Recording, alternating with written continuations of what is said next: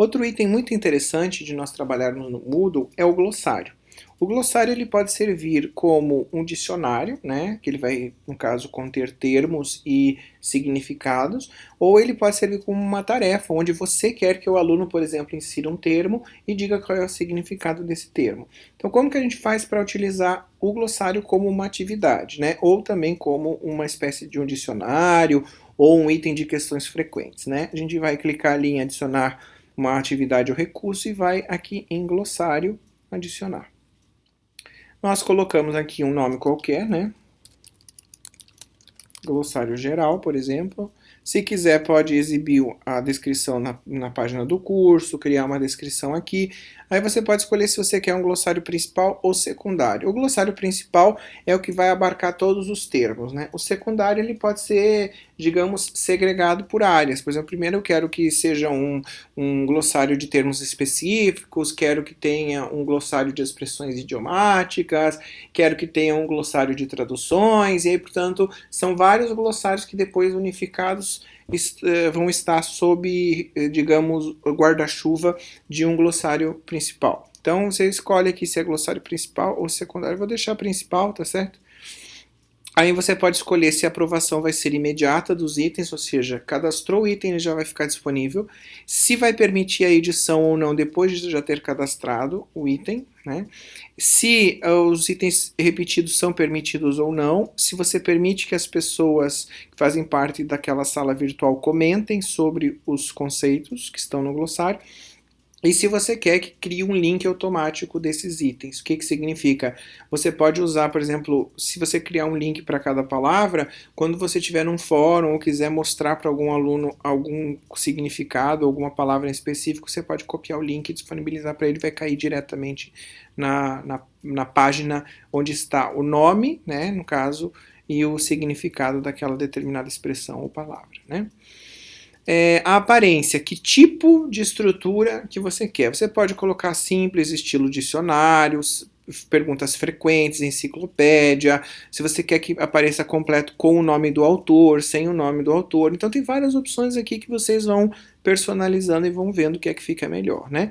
Da mesma forma que quando a pessoa cadastra em algum tipo desse aqui, quando você aprovar, se você colocar ali a opção de não ser aprovado imediato, mas sim ser aprovado por você, você também pode escolher aqui se o item que foi cadastrado como estilo dicionário pode ser mudado para completo com o autor, para ficar padronizado, né?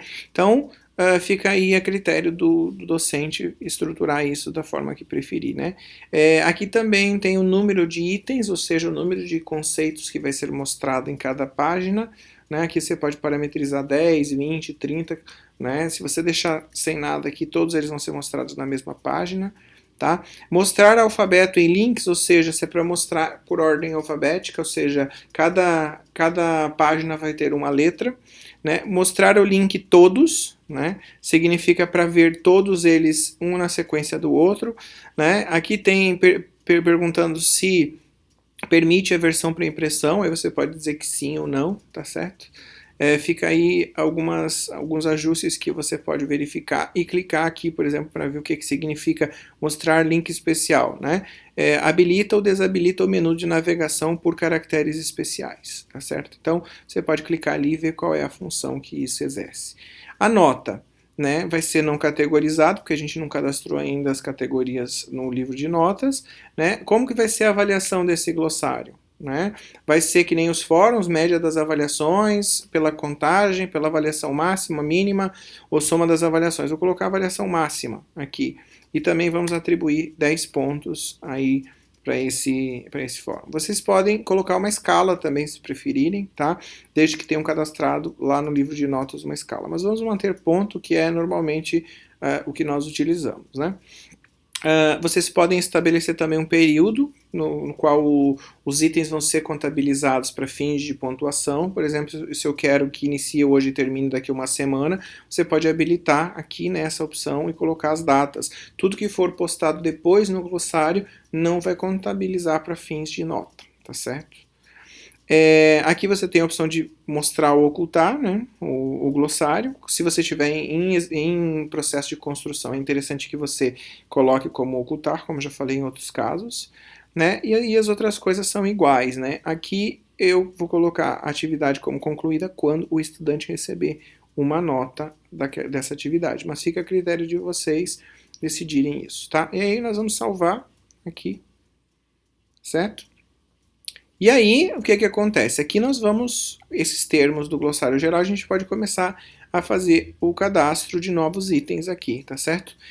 Bem, eu vou inserir um novo item para vocês verem como faz esse processo, tá? E aí os outros itens, que eu vou inserir mais uns 2 ou 3, eu vou inserir fora do vídeo para não ficar muito longo, tá? Então vamos colocar aqui, sei lá, educação. Vou colocar aqui o conceito de educação, né?